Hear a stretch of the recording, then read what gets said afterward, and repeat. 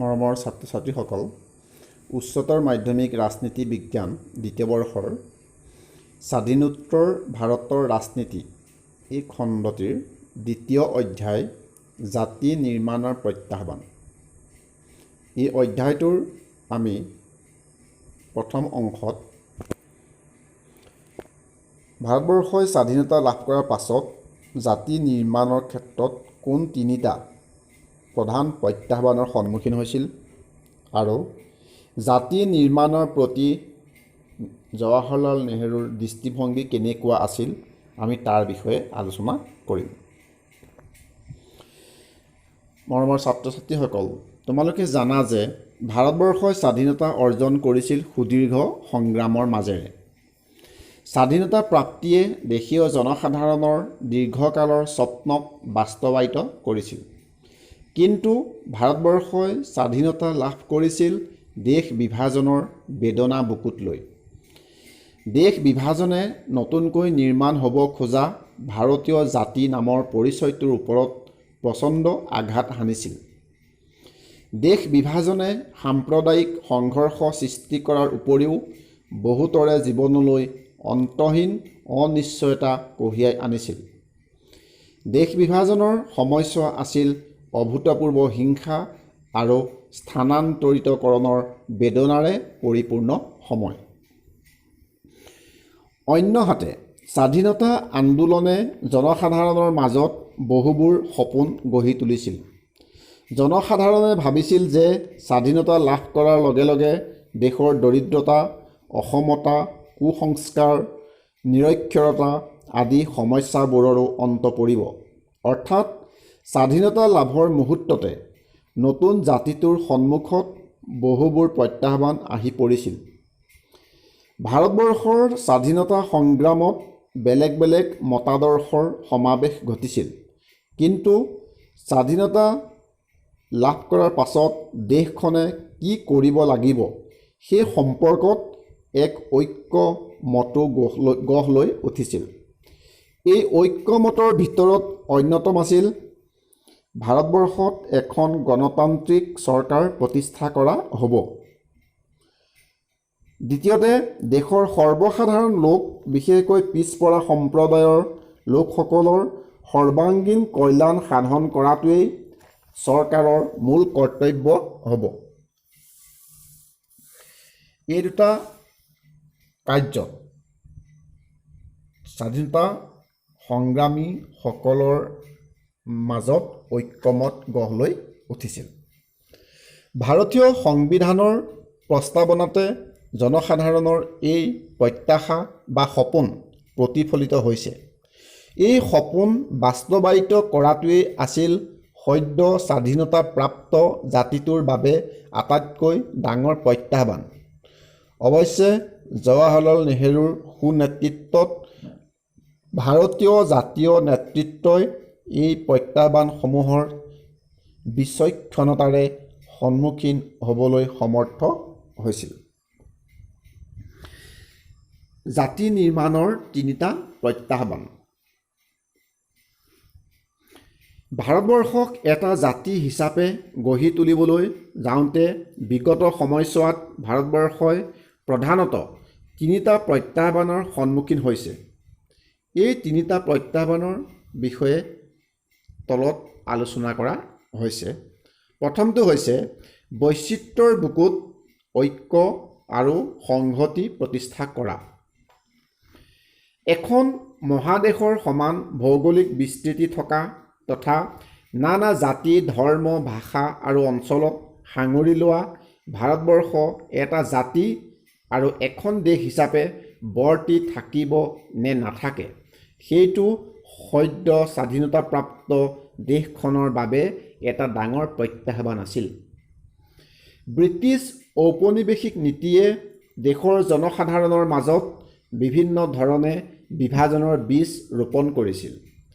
স্বাধীনতা সংগ্ৰামেও দেশৰ সকলো অঞ্চলকে সমানে প্ৰভাৱিত কৰিব পৰা নাছিল। ঔপনিৱেশিক শাসকৰ বিভাজনকামী নীতিৰ বাবেই স্বাধীনতাৰ মুহূৰ্তত ভাৰতবৰ্ষ দুটা ভাগত বিভক্ত হৈ পৰিল। এই বিভাজনে দেশৰ বিভিন্ন প্ৰান্তত সৃষ্টি কৰা হিংসা প্ৰতিহিংসাই ভাৰতবৰ্ষৰ ভৱিষ্যত সংহতি সম্পৰ্কে সকলোকে সন্দিহান আৰু আতংকিত কৰি তুলিছিল। সমান্তৰালভাৱে দেশৰ কিছু প্ৰান্তত কিছুমান নৃগোষ্ঠী ভাৰতবৰ্ষৰ অংশীদাৰ হ'বনে নহ'ব তাক লৈও বিতৰ্কৰ আৰম্ভ হৈছিল। এনে পৰিস্থিতিত জাতীয় ঐক্য আৰু সংহতি নেশ্যনেল ইউনিটি এণ্ড ইণ্টিগ্ৰিটি প্ৰশ্নটোৱে স্বাভাৱিকতেই গুৰুত্ব লাভ কৰিছিল।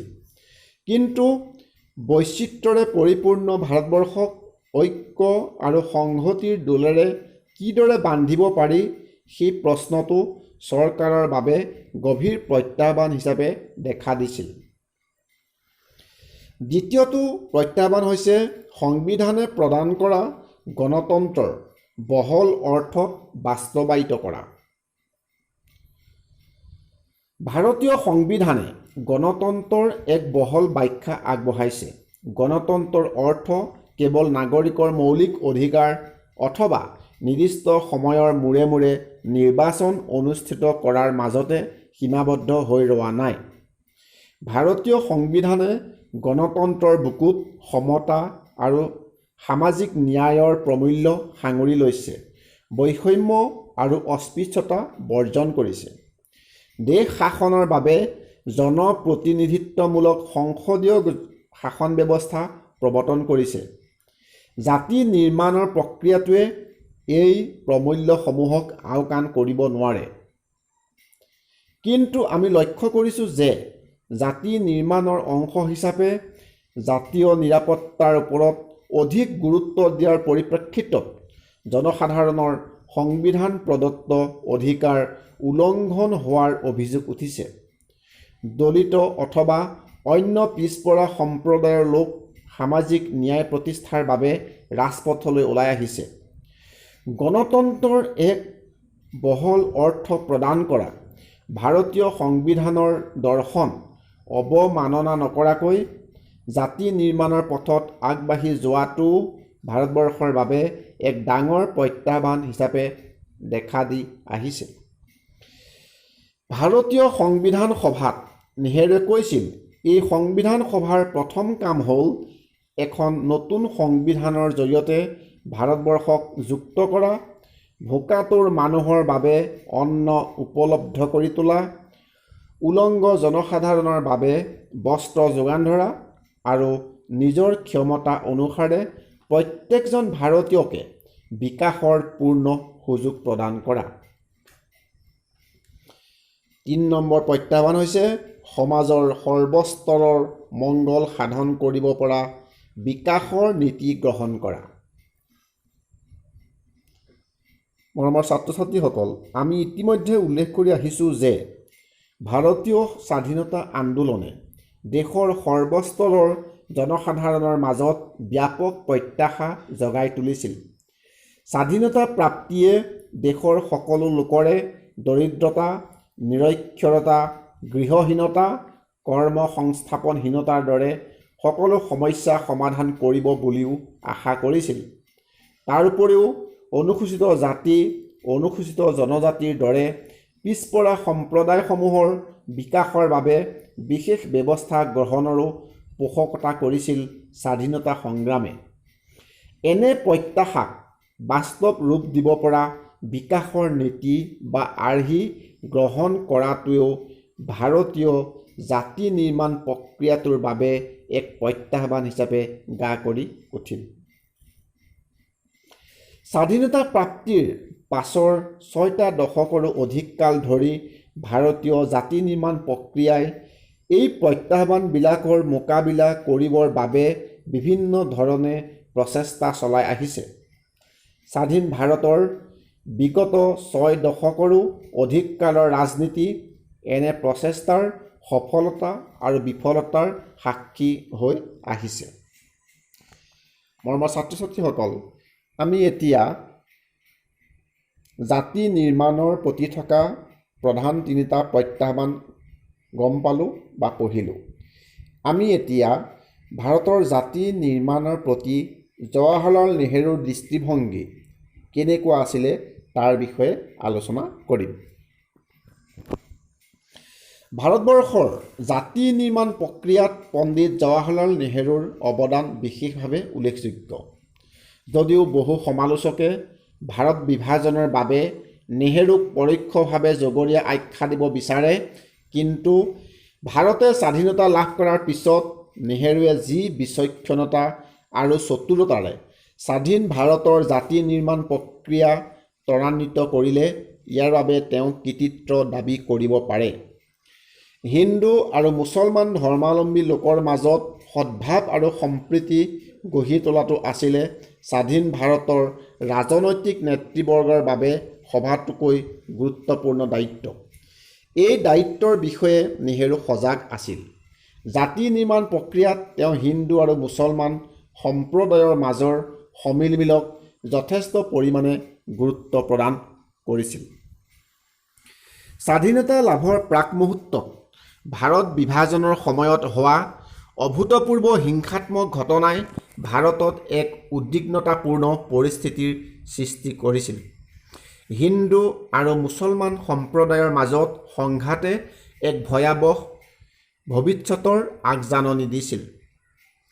এই দুই ধৰ্মাৱলম্বী লোকৰ মাজত সদ্ভাৱ আৰু সম্প্ৰীতি গঢ়ি তোলাটো আছিল স্বাধীন ভাৰতৰ ৰাজনৈতিক নেতৃবৰ্গৰ বাবে সবাতোকৈ গুৰুত্বপূৰ্ণ দায়িত্ব।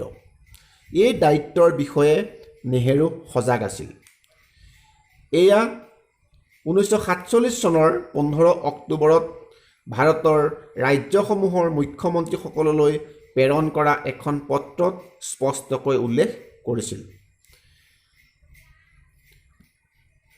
পত্ৰখনত নেহৰুৱে লিখিছিল, আমাৰ ভাৰতত থকা সংখ্যালঘু মুছলমানসকলৰ সংখ্যা ইমান বেছি যে তেওঁলোকে ইচ্ছা কৰিলেও অন্য স্থানলৈ গুচি যাব নোৱাৰে।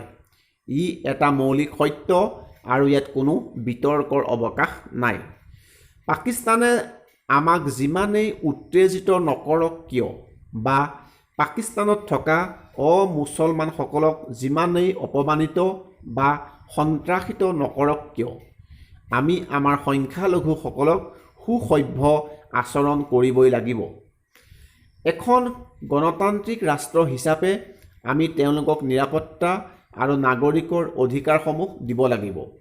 আমি যদি সেইটো কৰাত ব্যৰ্থ হওঁ, তেন্তে ই এটুকুৰা ৰক্তাক্ত ঘাৰ ৰূপ ল'ব, যি শেষত দেশৰ সমগ্ৰ ৰাজনৈতিক প্ৰক্ৰিয়াটোকে বিষাক্ত কৰি তুলিব আৰু বোধহয় ধ্বংস কৰি পেলাব। 1947 চনৰ 14 আগষ্টৰ মাজনিশা প্ৰথমগৰাকী প্ৰধানমন্ত্ৰী হিচাপে সংবিধান মহাসভাত প্ৰদান কৰা ভাষণটোতো নেহৰুৱে ভাৰতীয় জাতিৰ ভৱিষ্যত সম্পৰ্কে সুন্দৰকৈ বৰ্ণনা কৰিছিল। সংবিধান মহাসভাত নেহৰুৱে কৈছিল যে সংবিধান মহাসভাই যিখন সংবিধান নিৰ্মাণ কৰিব, সেই সংবিধানৰ জৰিয়তে প্ৰতিজন ভাৰতীয় নাগৰিকে বিকাশৰ পূৰ্ণ সুযোগ প্ৰদানৰ ব্যৱস্থা সন্নিৱিষ্ট কৰিব লাগিব। ইয়াৰ পূৰ্বে 1947 চনৰ 15 জুনত ভাৰতীয় জাতীয় কংগ্ৰেছে এটা প্ৰস্তাৱ গ্ৰহণ কৰিছিল যে ভাৰতৰ অন্তৰ্ভুক্ত কোনো ৰাজ্যই স্বাধীনতা ঘোষণা কৰি বিচ্ছিন্ন হৈ থকাৰ অধিকাৰ নাই। এই প্ৰসংগত নেহৰুৱে স্পষ্টভাৱে মত প্ৰকাশ কৰি উল্লেখ কৰিছিল যে কোনোবা বিদেশী ৰাষ্ট্ৰই ভাৰতৰ কোনো দেশীয় ৰাজ্যৰ স্বাধীনতাক স্বীকৃতি প্ৰদান কৰিলে ভাৰতে সেয়া অবন্ধুত্বসুলভ গণ্য কৰিব। অৰ্থাৎ জাতি নিৰ্মাণ প্ৰক্ৰিয়াত কোনো বাহ্যিক শক্তিয়ে বাধা প্ৰদানৰ চেষ্টা কৰিলে ভাৰতে উপযুক্ত ব্যৱস্থা গ্ৰহণ কৰিবলৈ কুণ্ঠাবোধ নকৰিব।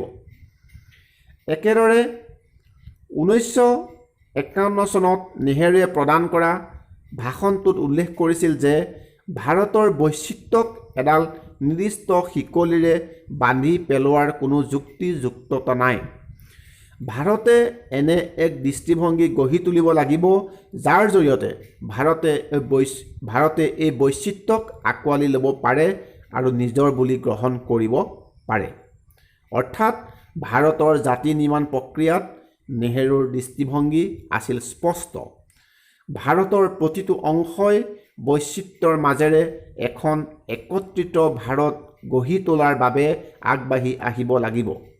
ভাৰতৰ প্ৰতিটো সংস্কৃতি, ধৰ্ম আদিয়ে স্বাধীনভাৱে কাম কৰাৰ লগতে একত্ৰিত শক্তিৰূপে থিয় দিব লাগিব। নেহেৰুৰ ভাৰতৰ জাতি নিৰ্মাণ প্ৰক্ৰিয়াত বিশেষ অৱদান আছে, যিটো আমি ইতিমধ্যে আলোচনা কৰি গম পালোঁ। জাতি নিৰ্মাণ প্ৰক্ৰিয়াত নেহেৰুৰ অৱদান যথেষ্ট আছে। তেওঁ এই প্ৰক্ৰিয়াটোত প্ৰয়োজন সাপেক্ষে দৃঢ় হৈছিল আৰু প্ৰয়োজন সাপেক্ষে নৰম দৃষ্টিভংগী প্ৰদৰ্শন কৰিছিল।